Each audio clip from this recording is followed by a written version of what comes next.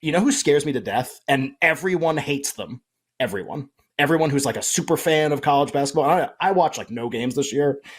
Maybe that's gonna end up hurting me. Maybe it's gonna help me. I don't know. But everyone's like dying to fade this team, and they scare me to death. Purdue scares me to death this year.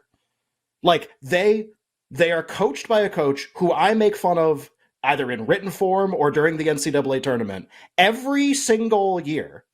They're like the Paper Tiger poster boy, right? On the show, at least, they've been the Paper Tiger poster boy. Absolutely. Matt Painter, I'm going to get the exact stats wrong, been the coach at Purdue for something like 18 years.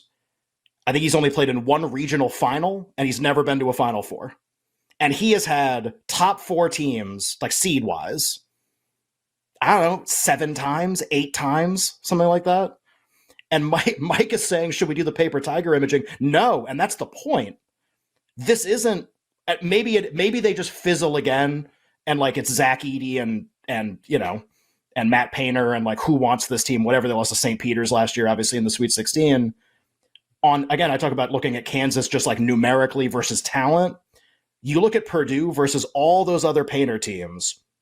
He lost to Little Rock when Chris Beard was there in a crazy double overtime game in the first round. It was Matt Painter coaching Purdue is what I'm talking about. Caleb Swanigan was the best player on that team. So like at North Texas a few years ago, St. Peter's, like Matt Painter is like, he's new Rick Barnes basically. And Rick Barnes is still here. Matt Painter is still new Rick Barnes. All of that can be true. Everyone seems to want to fade this team.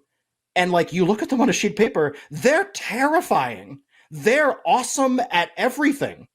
And no, the Matt Painter teams are usually not awesome at everything. This team is way different than a normal Purdue team. They're way better. This is the best team he's ever had, for sure. There's a couple other ones that have been really good. There was the one with Carson Edwards that made the deep run in the tournament and lost. God, who'd they lose to in like double overtime to somebody in a regional final? Virginia? Is that who it was? And it was Virginia. It was the Virginia year. Right. And Diakite made that shot at the end of the game, like to force overtime at the end. Right. That was part. I mean, I don't know if any teams had a horseshoe more than Virginia for that, like 3 or 4 games to get the national title. That team was great. Like, this is the best team he's ever had. And I mock him. Well, because it's easy to bet against him in the tournament. It's like one of the most fun things you can do is bet against Purdue in the NCAA tournament because they always lose. And they're always favored by 1,000,000. I don't know if I'm going to do that this year. I think everyone's lining up to do that. That's the sense that I get. Everyone can't wait to see who they're going to play in like the 8-9 game in the second round and who's going to knock them out of the tournament. I don't think I'm going to be against them at all. They're amazing. And like I don't think I'm going to bet them to win. They're the team. I can't believe Purdue scares me to death. They're coached by new Rick Barnes, but just this team is so much different, and they have the Mountain playing center, which also makes it pretty advantageous for them in a college basketball game. That's the team I have no money on. I don't really have any money on anybody to win right now, but I'm probably not gonna have money on them. And I just I hope somebody knocks them out, but they scare me a lot. The Mountain that scores. Yeah, that's good. That's a good one. If your last name, Edey, monster. he's like, well, you know what's crazy? How tall? What do you think he's listed at? I think he's listed like 7'3" or 7'4". You know what the crazy thing is? Wembanyama's taller than him. Wembanyama, at some point, Wembanyama's like 7'5".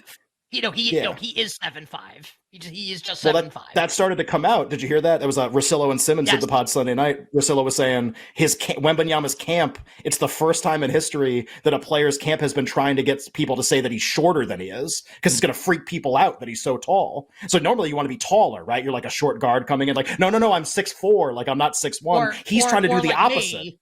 And saying I'm 5'9". Right. Well, hey, people watching the video right now, our hats are at the same height, so maybe we're the same, you know. He's 7'5". He's taller than Zach Edey. He's 4 inches taller than Shaq. Yeah. What? There's apparently a picture of him and Gobert, and he's like several inches taller than Gobert. It's like, who is this person?